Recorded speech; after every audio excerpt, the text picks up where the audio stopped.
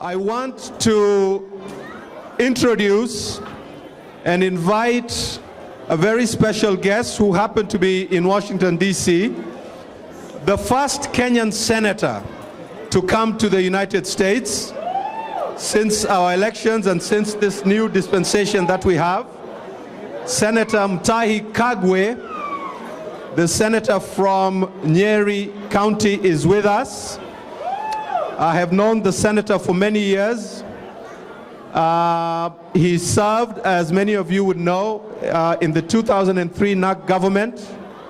He was a cabinet minister. In fact, he was the minister in charge of information and communication, and that was the beginning of that so-called ICT revolution in Kenya. That was the minister, Mutahi Kagwe, at the helm of that ministry, made things happen, and that is why we now talk about things like the Silicon Savannah in Kenya.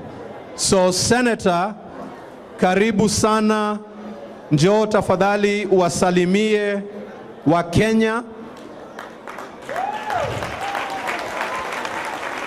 Senator wa kwanza kutoka Kenya kuja Marekani, Senator Mutahi Kagwe. Karibu sana Senator, wasalimie wa Kenya. Hamjambo. Hamjambo tena. Kweli nyinyi mko kweli? Wa Kenya mpo? Asanteni. Ya kwanza nataka kusema asante sana Barozi kwa kunialika hapa nisalimie watu kwa dakika chache. Kisha ya pili nataka kusema hongera kwa wale walijivunia kuwa Wakenya wakapanga hii sherehe. Nataka kuambia pia sisi tunajivunia nyinyi kumwona vile mafanya hapa. I've never seen so many Kenyans in one place in the United States. But I want to tell you, Baltimore, that this is not my first time here.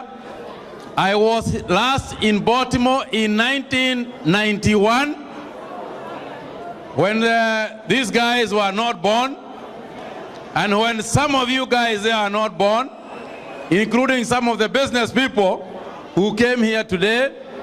I came again to see Tyco. I see Tyco is based here. When we were building the fiber optic cable for Kenya, so we came to see the plant here in Baltimore.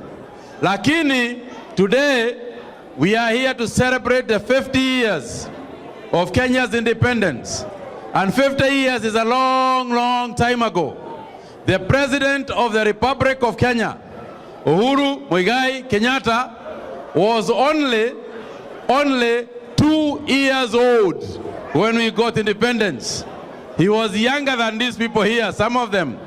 And so, therefore, it's an achievement that we are celebrating today. But more than that, I want to tell you people, the Kenyans who are living here and the American Kenyans who are living here, that your country is strong. And that after the 4th elections, we are even stronger than we were prior to the elections. And I want to tell you, having visited here, I have been in the House of Representatives here in the United States. I have been to the Senate.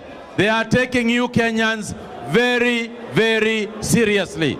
You should be proud of yourselves, and you should be proud of how you are seen in this country. Kwa hivyo, leo tutaki kuongeza mambo mengi. Najua wengine wataanza kufikiria nitazungumza habari ya mishahara, iongezwe ama isiongezwe. Lakini hiyo sio sababu. Hiyo sitazungumza leo. But what I want to tell you is that when you hear small things from Kenya, when you hear small quarrels, who is more inferior, the senators or the National Assembly members of Parliament, who is more superior, let me just end up by telling you something. Yesterday, I was up at the house in the hill, and I asked them, who is more superior here? Senators of the American Senate or the House of Representatives? When I went to the House of Representatives, they said to me, of course we are superior. We are 400 of us, so we must be superior. When I went to the Senate, they said they are superior. They cover a bigger area. So 200 years later, they are still quarreling here about who is more inferior and who is more superior. So we are only 3 months old. So if you are quarreling who is more superior and who is more inferior, I think we are justified in doing so. Finally, I just want to say, you will be seeing a lot more senators who are coming to this country. They have been the Senate here has been at it for 200 years. We have got a few things that we can learn from them, and we have also discovered there are a few things we can teach them. When I told them that there are 16 women in our Senate, and that 1/3 of our Senate must be women, they were fascinated, they were shocked, and they said, maybe that's something we can borrow from Kenya. So it is not just what we can get from them, it is also what we can give them. I want to congratulate each one of you, for being proud to be Kenyans and for coming out here to be with each other. Please remain united. Please remain and good ambassadors of our nation. Please remain as teachers for those back home. You can overcome some of the challenges back home without a problem. Watu wasije wakawa hapa wawe wa kabila fulani ama kabila fulani.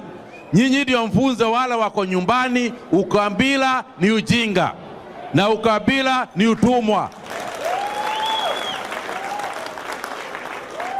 When you call home, tell them that. And eventually you'll be part of the solution instead of part of the problem. But do not import our Kenyan problems to the United States. Do not import tribalism here. And also don't import corruption here. Kwa hivyo jameni, mimi nataka kuwatakia heri, and I want to say we are proud as Kenyans globally and in America. Thank you so much for what you have done. When I go back home, I am going to tell them I saw Kenyans we can be proud of. I am told by the ambassador that this is financed, this event is financed by yourselves. There is no taxpayers' money here from Kenya that has come to finance this event. Jipigieni makofi nyinyi wenyewe. Lakini pigia makofi na upigie simu the guys in England, the guys in Australia, the guys elsewhere. Please tell them, do not wait for Kenya to do something for you. In the famous words of John F. Kennedy, think not what Kenya can do for you, think what you can do for Kenya. Asanteni. Mpeni Senator makofi ya sawa sawa jamani. Makofi ya sawa sawa kwa Senator Mutahi Kagwe.